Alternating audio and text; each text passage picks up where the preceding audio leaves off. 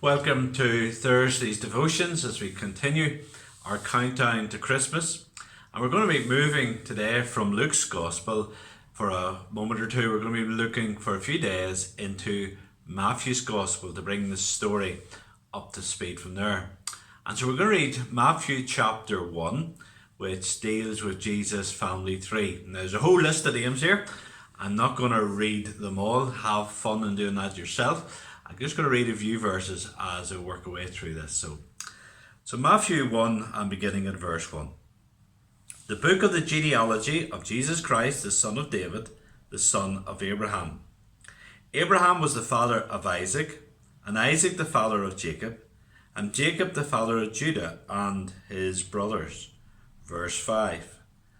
And Salmon the father of Boaz by Rahab, and Boaz the father of Obed by Ruth, and Obed the father of Jesse, and Jesse of the father of David the king.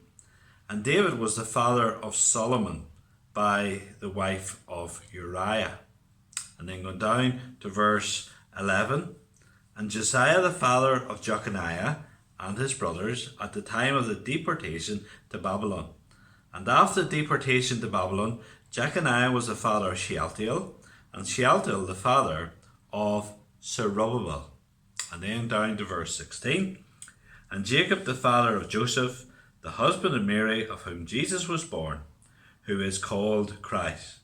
So all the generations from Abraham to David were 14 generations, and from David to the deportation to Babylon, 14 generations, and from the deportation to Babylon to Christ, 14 generations.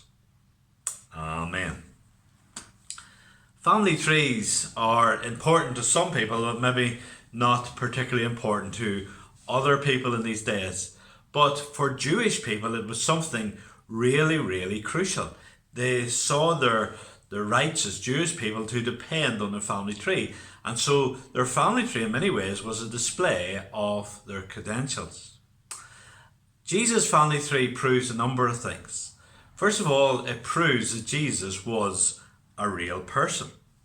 Christianity is based on historical events, based on a real person called Jesus Christ, who lived in this world. And the family tree is there to help prove that he was a real person. He is a historical figure, indeed, in who we're called to trust in. And this shows us we have a God who's not removed from us, but a God who has acted in this world, and history, as the saying goes, is really his story. Again, we don't maybe hit with the weight of this, but Helen Shapiro, you might know that name. She was a singer, a teenage singing sensation in the 1960s. She was a Jewish lady. And then she became interested in Christianity through the influence of others. And so she began to read the New Testament. And when she started reading the New Testament, she took a deep breath and she thought she was expecting an anti-Jewish diatribe within it. But what amazed her, and indeed the word she used, what shook her to the core, was as she began the New Testament in Matthew's Gospel, was this family tree of Jesus. And this really spoke to her. She really could relate to it as a Jewish person. The authenticity, indeed, of the Christian message for her was made so clear, even through this family tree. This family tree also proves that Jesus was the true and rightful king of Israel. Here we have a family tree which goes down through King David, right down through Solomon and all the other kings of Israel, right down to Jesus himself. A king proved he was the rightful heir by establishing his family line back to a true king. And Jesus was the rightful king of Israel. We think of how the wise men, will be thinking of that shortly, how when they came to find Jesus, they asked in Jerusalem, where is he born who is king of the Jews? We think of how when Jesus in his conversation to Pilate, how indeed Pilate asked him, are you a king? And Jesus says, yes, I am a king. But also clarified that his kingdom was not of this world. And remember, when Jesus was crucified, Pilate put the sign above him, Jesus of Nazareth, the King of the Jews. And the Jewish leaders hated this. They came to Pilate and said, don't say that he is the King of the Jews. Say that he claimed to be the King of the Jews. Pilate replied, I have written what I have written. He believed it was true. He knew it was true. Jesus is the rightful king. One of the challenges for us about Christmas is it's not so much the commercialization of it, but that we can be very sentimental about Christmas. We like this idea of a cute little baby. We all love looking at cute little babies. And the idea of Jesus, a cute little baby. And that is wonderful.